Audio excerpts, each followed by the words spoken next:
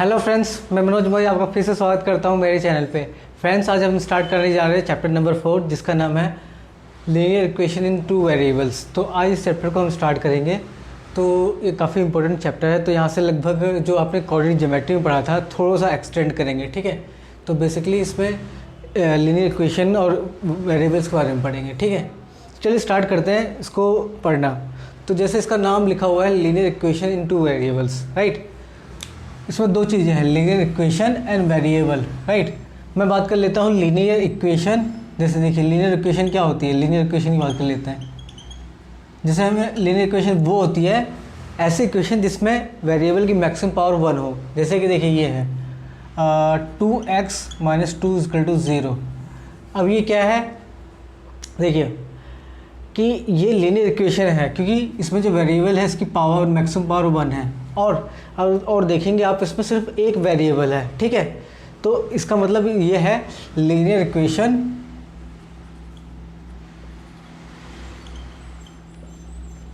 In one variable, right. तो ये one variable में लीनियर इक्वेशन है। और बात हो रही है लीनियर इक्वेशन इन टू वेरिएबल्स। टू वेरिएबल्स मतलब दो वेरिएबल होंगे, जैसे कि कह सकते हैं कि 5x + 2y -7 = 0। तो यहाँ पे देखिए क्या है, ये लीनियर इक्वेशन है क्योंकि देखिए यहाँ पे पहली बात तो ये x एक वेरिएबल इसकी पावर 1 है, y एक वेरिएबल इसकी पावर 1 है, ठीक है। तो इस पर पहली बात दो वेरिएबल है और दोनों की मैक्सिमम पावर 1 है, तो ये लीनियर इक्वेशन हो गया। बट ये दो वेरिएबल है, मतलब कि इस पर x और y दो वेरिएबल है और यहाँ पे देखिए एक वेरिएबल था। तो इसको सीधा कह देंगे कि लीनियर इक्वेशन इन टू वेरिएबल, राइट। तो ये सिंपल सी बात है कि ये दो वेरिएबल, यहाँ पे x और y दो वेरिएबल है और लीनियर इक्वेशन समझ गए, और यहाँ पे x एक वेरिएबल है। तो बहुत सिंपल सा फंडा आपको क्लियर हो गया, ठीक है। तो बट इस पूरे चैप्टर में हम पढ़ने वाले हैं लीनियर इक्वेशन इन two variable, right.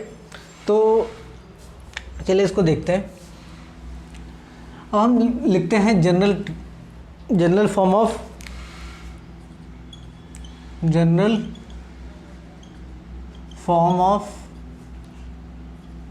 Linear equation इन टू वेरिएबल, राइट।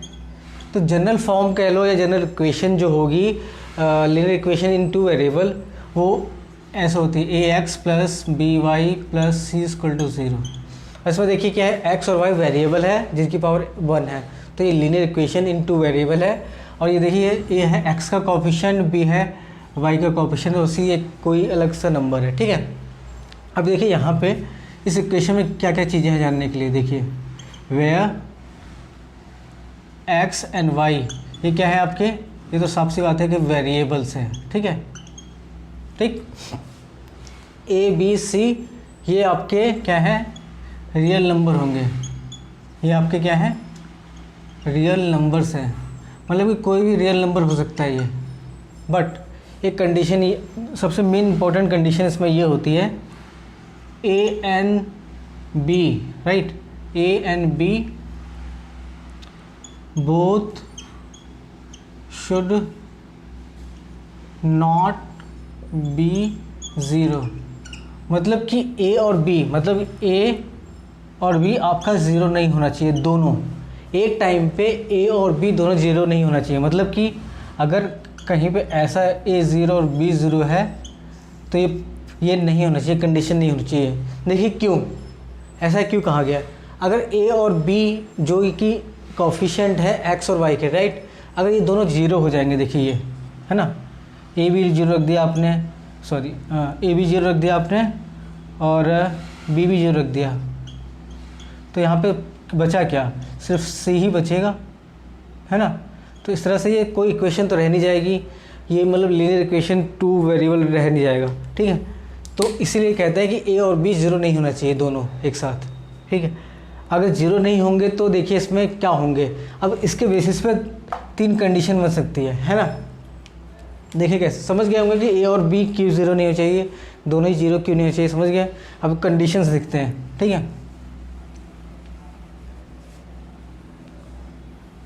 पहली कंडीशन यहाँ स्टार्ट करते हैं।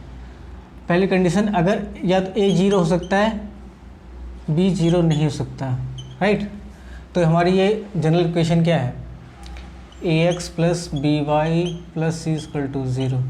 तो इसका क्या मतलब हो गया, a 0 है, b 0 नहीं है, तो a यहाँ पे 0 रख देंगे, राइट, और b 0 नहीं होगा तो इक्वेशन बी वाई प्लस सी हो जाएगी, राइट। तो इसका मतलब ये लीनियर इक्वेशन तो है ही, अब एक वेरिएबल इसमें 0 नहीं है, बस कोफिशिएंट 0 से पता चलता है, ठीक है, इक्वेशन फिर भी रहेगी। अब क्या है यहाँ पे, a 0 ना हो और b 0 हो, राइट। इसका मतलब कि आपको अभी इस केस में क्या करना है, b की जगह पे 0 रखना है ना। तो b की जगह पे 0 आप रखेंगे तो a तो x रहेगा, b 0 हो जाएगा, दैट मीन्स c बचेगा। तो ये भी देखिए एक इक्वेशन तो बची ना आपके पास, ठीक है। अब तीसरी कंडीशन क्या हो सकती है कि भाई a भी 0 ना हो और b भी 0 ना हो। अगर a और b 0 नहीं होंगे तो ये ax by प्लस सी ही रह जाएगा। तो इस तरह से ये तीनों चीज़ें वैलिड हैं।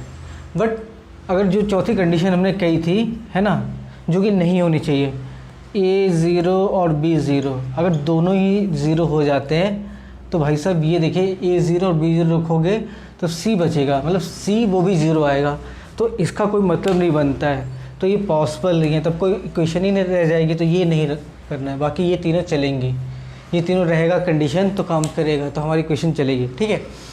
तो आप समझ गए होंगे कि अभी linear equation in one variable क्या होता है, लीनियर इक्वेशन इन टू वेरिएबल क्या होता है, और लीनियर इक्वेशन टू वेरिएबल की जनरल फॉर्म क्या होती है, जैसे ये है, फिर उनमें कंडीशन ए और बी की क्या होती है ना।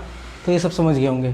तो चलिए थोड़ा आगे बढ़ते हैं, इसको थोड़ा आगे बढ़ाते हैं। अब बात करते हैं हम सॉल्यूशन की, राइट। एक चीज़ होता है सॉल्यूशन, चलिए देखते हैं। हम बात करते हैं, कुछ एक टर्म आती है इसी में, सॉल्यूशन। अब सॉल्यूशन का मतलब क्या होता है, जैसे देखिए पहले linear equation in one variable देखते हैं, ठीक है।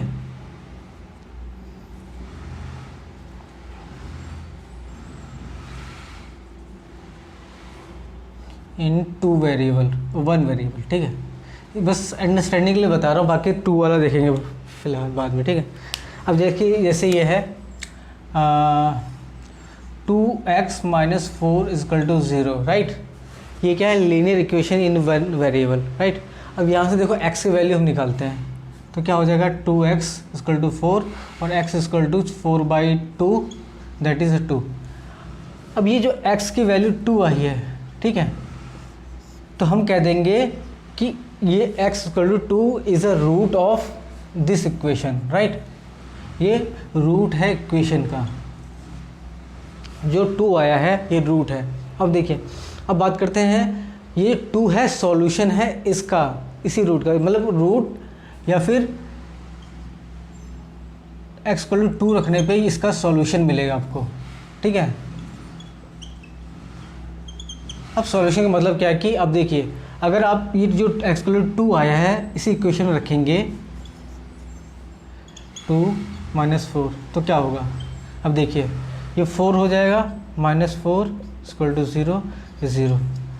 मतलब कि जो रूट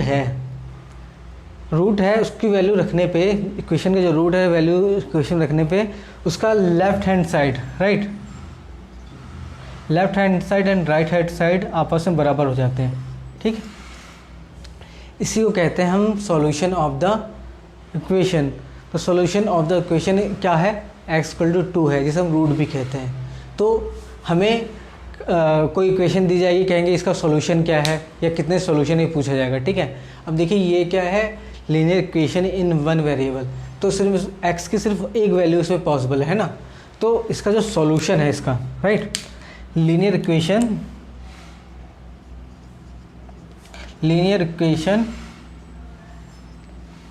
इन वन वेरिएबल,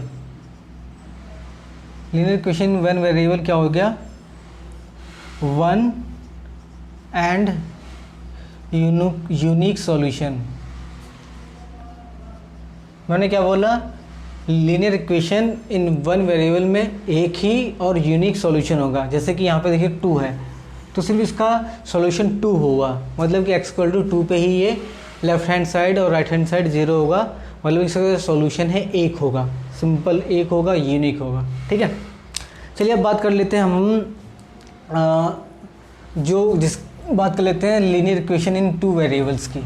तो आप सॉल्यूशन समझ गए ना अब, और हमने जाना कि linear equation in one variable का सॉल्यूशन 1 होता है, यूनिक होता है। अब बात कर लेते हैं उसका क्या कहते हैं कि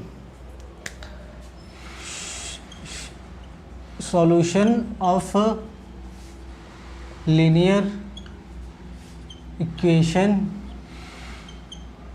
इन 2 वेरिएबल, राइट। अब देखिए, अब लीनियर इक्वेशन इन 2 वेरिएबल के कितने सॉल्यूशन होते हैं, एक ही होते हैं या 2 होते हैं, मतलब हमें पता करना पड़ेगा। अब देखिए कि जैसे कोई एग्जांपल ले लेते हैं यहाँ पे, ये जैसे कि एक एग्जांपल 2x + 3y + 12 = 0, राइट। ऐसा करते हैं, ये ऐसा = 12 है ना। अब इसका सॉल्यूशन निकालना है, मतलब कि x की और y की वैल्यू कुछ ऐसी यहाँ पे होनी चाहिए कि ये राइट हैंड साइड के इक्वल आ जाए, राइट। अब देखिए क्या क्या हो सकता है। अब यहाँ पे क्या है, अगर हम x की वैल्यू 3 रखें और y की वैल्यू 2 रखें तो देखिए क्या होता है, 2 × 3, 3 × 2 क्या होगा, एंड यहाँ तो ये 12 है, ये 6, ये 6, 12 है, ये भी 12 और ये भी 12। Left hand side = right hand side, मतलब इसका सॉल्यूशन ये हो गया है ना। तो एक सॉल्यूशन ये मिल गया। या हम ये भी कर सकते हैं, देखिए इसी क्वेश्चन में हम क्या कर सकते हैं कि x की वैल्यू 0 रखें और y की वैल्यू 4 रख दें, तो क्या होगा, 2 × 0 + 3 × 4 = 12। ये 0 हो गया, ये 12 हो गया, तो 12 = 12, मतलब कि left hand side and right hand side, right. Left hand side and right hand side आपका इक्वल आ गया, तो ये भी इसका सॉल्यूशन हो गया। या तीसरी बात ऐसे कर लेते हैं कि हम y की वैल्यू 0 रखते हैं और x की वैल्यू 6 रखते हैं। अब देखिए यहाँ इसी क्वेश्चन में, राइट, तो x की वैल्यू कितनी आएगी, 2 × 6 प्लस y की वैल्यू तो हमें 0 रखनी है, 3 × 0 = 12। तो ये 12 हो जाएगा लेफ्ट हैंड और राइट हैंड साइड। तो देखेंगे ये भी इसका एक सोल्यूशन होगा, क्योंकि left hand side = right hand side हो रहा है, यहाँ पे भी left side hand = right hand side हो रहा है। तो इसका ये मतलब है कि ये भी इसका सॉल्यूशन हो गया। तो ऐसे ना जाने कितने सॉल्यूशन आएंगे।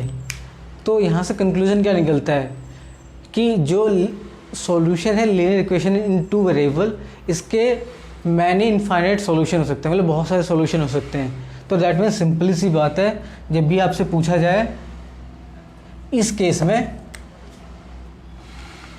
तो सॉल्यूशन क्या होगा, इस केस में सॉल्यूशन क्या होगा, many infinite solutions, right. Many infinite solution मतलब कि लीनियर इक्वेशन इन 2 वेरिएबल्स में मैनी इनफाइनाइट सॉल्यूशंस होंगे, जबकि लीनियर इक्वेशन इन 1 वेरिएबल में सिंगल और यूनिक सॉल्यूशन था, एक ही सॉल्यूशन था हमारे पास, ठीक है। बट हमारे इस केस में काफ़ी सॉल्यूशन हो सकते हैं, तो हमें पता करना पड़ेगा बार बार, ठीक है। तो चलिए थोड़ा आगे बढ़ते हैं, कुछ और करते हैं, कुछ न्यूमेरिकल करते हैं आपके लिए, है सिंपल सा, ज़्यादा नहीं। इसमें यही बेसिक था कि भाई सॉल्यूशन क्या होता है, रूट क्या होता है, लीनियर इक्वेशन 1 वेरिएबल 2 वेरिएबल, उनके कितने टाइप के सॉल्यूशन होते हैं, ठीक है, ये जानना था। अभी शुरुआत में ये इंट्रोडक्शन, बेसिकली हम लोग ये इंट्रोडक्शन कर रहे हैं आज, है ना। चलिए कुछ क्वेश्चन करते हैं। हाँ, अब क्या है कि यहाँ पे क्या है, आपको इसका न्यूमेरिकल कर लेते हैं, ठीक है। वेट करिए, हाँ अब देखिए एक क्वेश्चन है सिंपल सा, right the each of following equations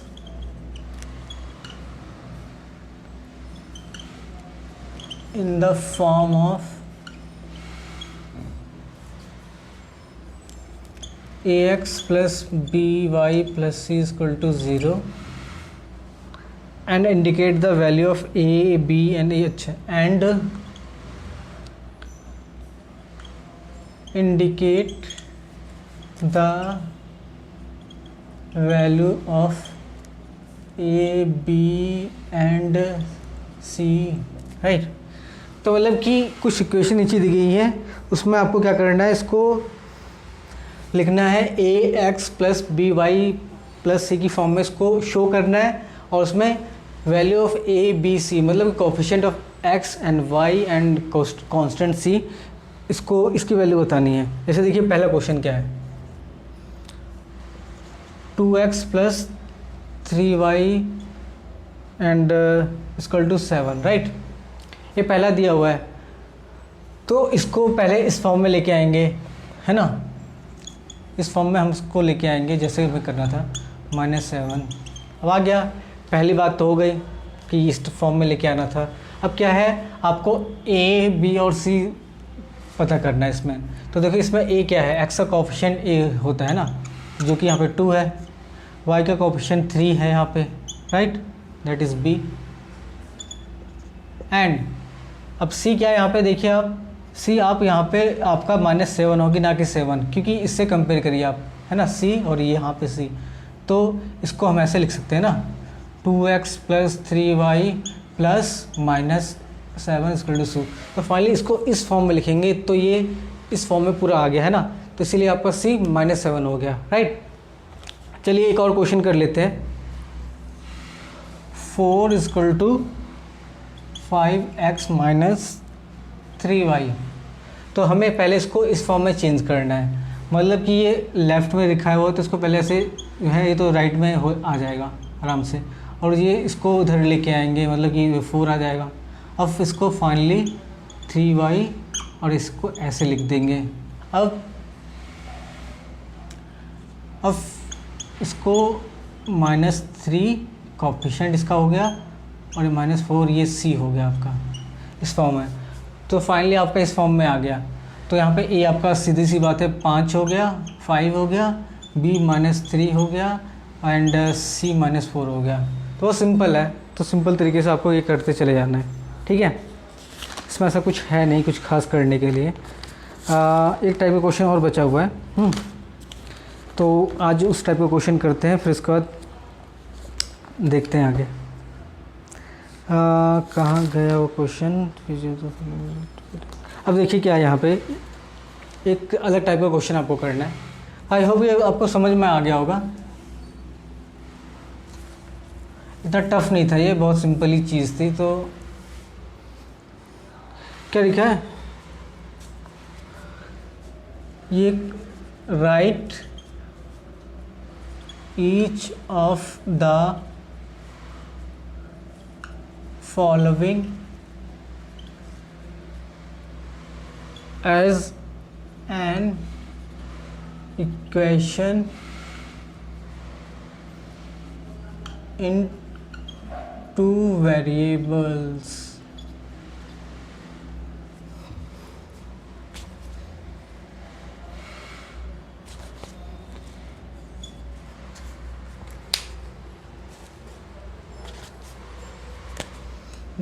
देखिए एक सेकेंड, ये लिख लेता हूँ मैं, 2 y इक्वल टू 2, राइट। अब देखिए किसमें क्या है, write each of the following as an equation in 2 variables. तो ये दिया गया है ना, इनको as a linear equation in 2 variables में शो करना है, जबकि देखिए यहाँ पे सिर्फ एक वेरिएबल दिया हुआ है, तो इसको हमें दिखाना है 2 वेरिएबल की फॉर्म में, राइट। तो बहुत सिंपल सी बात है, आप खुद सोचिए कि ये आपको दिया हुआ है तो इसको करते हैं। अगर मैं इसको ऐसे कर लूँगा, है। और जो टू वेरिएबल्स की फॉर्म होती क्या होती है, A X plus B Y plus C, right. मतलब कि ए का कोफिशिएंट एक्स, ए जो है कोफिशिएंट है एक्स का और बी है वाई का कोफिशिएंट, ये साथ में होना चाहिए और सी तो है। अब देखिए इस इक्वेशन में क्या है, यहाँ पे देखिए देखेंगे तो एक्स है तो उसके साथ में कुछ नहीं है, मतलब एक है इसका कोफिशिएंट, पहली बात। दूसरी बात यहाँ पे बी नहीं है, बी नहीं है इसका क्या मतलब हो सकता है कि मतलब कि वाई नहीं है, मतलब दूसरा वेरिएबल नहीं है, इसका ये मतलब कि जो उसका कोफिशिएंट बी है वो यहाँ पे जीरो हो सकता है, इसलिए तो ये पूरा टर्म जीरो हो गई होगी, इसलिए यहाँ पे वाई वाली टर्म नहीं है। बाकी सी तो आपको दिया हुआ है -5, तो इसको ऐसे कर देंगे तो इस फॉर्म में आपका आ गया है। देखिए फिर से एक बार सिंपल सा है कि आपको यहाँ पे सिर्फ जो इस फॉर्म में लेके आना है, तो आपको ए और बी और सी पता होना चाहिए। अब यहाँ पे क्या है, एक्स के साथ तो ए मतलब 1 है, लेकिन वाई 0 है। क्यों 0 है, क्योंकि इसका जो कोफिशिएंट है वो 0 रहा होगा, ठीक है, इसीलिए तब ये पूरी टर्म 0 हो गई होगी। बाकी आपको सी तो दिया हुआ है। सिमिलरली यहाँ पे देखिए, यहाँ पे क्या है, वाई आपको दिया हुआ है और एक्स नहीं है ना, एक्स नहीं है तो इसका मतलब कि जो उसका कोफिशिएंट है इसको अगर इसमें चेंज करना है, राइट, देखा जाए तो यहाँ पे वाई तो है बट एक्स नहीं है, तो एक्स नहीं है तो इसका मतलब इसका जो कोफिशिएंट 0 रहा होगा, इसलिए वो 0 हो गया होगा, ठीक है। तो इसको ऐसे लिख सकते हैं 0x और यहाँ पे मतलब कुछ नहीं है तो 1 होगा और ये -2 होगा इसका कोफिशिएंट, राइट। तो इस फॉर्म में ये आ गया आपका आराम से। तो कभी भी करना हो तो ऐसे कर लेना, बहुत आसान है, आप समझ गए होंगे। तो चलिए आज के लिए इतना काफ़ी है, क्योंकि आज ये इंट्रोडक्टरी क्लास थी। तो नेक्स्ट सेक्शन में इसको कंटिन्यू करेंगे, आगे थोड़ा और बढ़ाएंगे इसको, और क्या चीज़ें होती हैं। तो ज़्यादा कुछ इसमें है नहीं, बस मेन कॉन्सेप्ट बेसिक आपने समझ लिया, बस चीज़ें आगे बहुत आराम से स्मूथली चलेंगी। तो सेशन अगर पसंद आया आपको तो ज़रूर लाइक और शेयर सब्सक्राइब करिएगा और लोगों को बताइए मेरे चैनल के बारे में। हाँ, अगर कोई डाउट हो, कुछ आपको लगता है कि मैंने कुछ छोड़ दिया हो, तो आप मेरे को कमेंट सेक्शन में कमेंट करके बोल सकते हैं कि सर समझ में नहीं आया, तो मैं आपकी हेल्प करूँगा पक्का, ठीक है। चलिए फिर चलते हैं, अभी के लिए फिर good bye, take care and keep learning and keep growing. Thank you.